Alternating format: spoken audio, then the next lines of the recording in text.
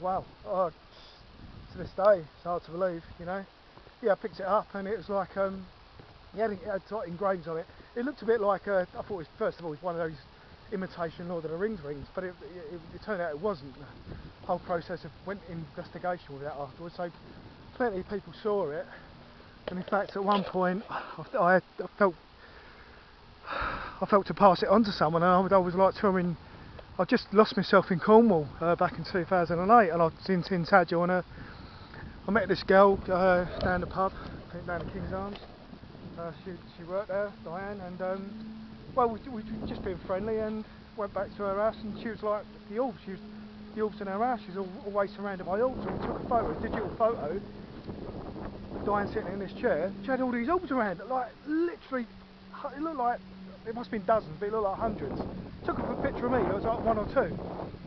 And I had the ring with me. I told her the story about the ring, and she was intrigued. And I think she needed inspiration, because when I got the ring, it was complete inspiration for me. You know, this means something. It means I've got to do something. You know. So that's what I carried it all my journey around the world. It's been. So I even lost it once in Manly, in the hospital in Manly, and I was watching West Ham Aston Villa. I got back late one night, and I fell asleep on the hostel sofa. In the morning, I woke up and I'd lost the ring. I'd lost it. I was like, oh no!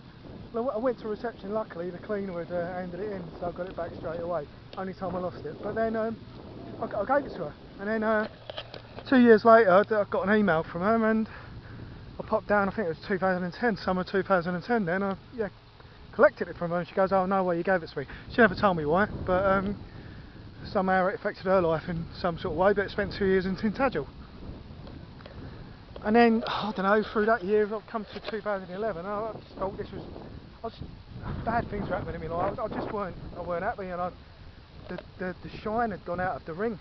The shine had gone out of it, and I finally took it to a goldsmith to see if it was actually gold. It looked like it's Indian gold, and it turned out it was just like what's that? Tungsten, like sprayed. You know, it had all the engravings around it. I don't know. Still ain't found out what all of them mean. Only one of the words in Hindi, greetings.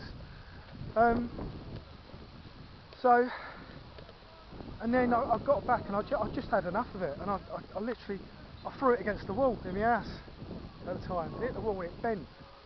Actually bent it. I thought it's sort of been mugged up. I don't know. I was going through a hard time. Another dark night at the soul I was going through. And I got an hammer, and I thought I'd try and just knock it back into shape.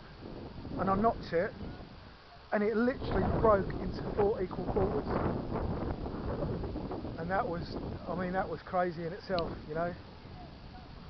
And then I had these quarters, yeah, in that time, I think in 2011, I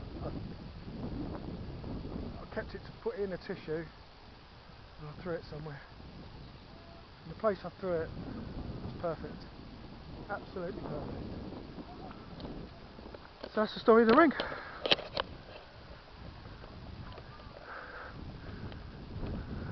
And that's how your life goes, when you just follow the rhythm and the flow, for the good or the bad, for the positive and the negative, for all the love in the world. God bless.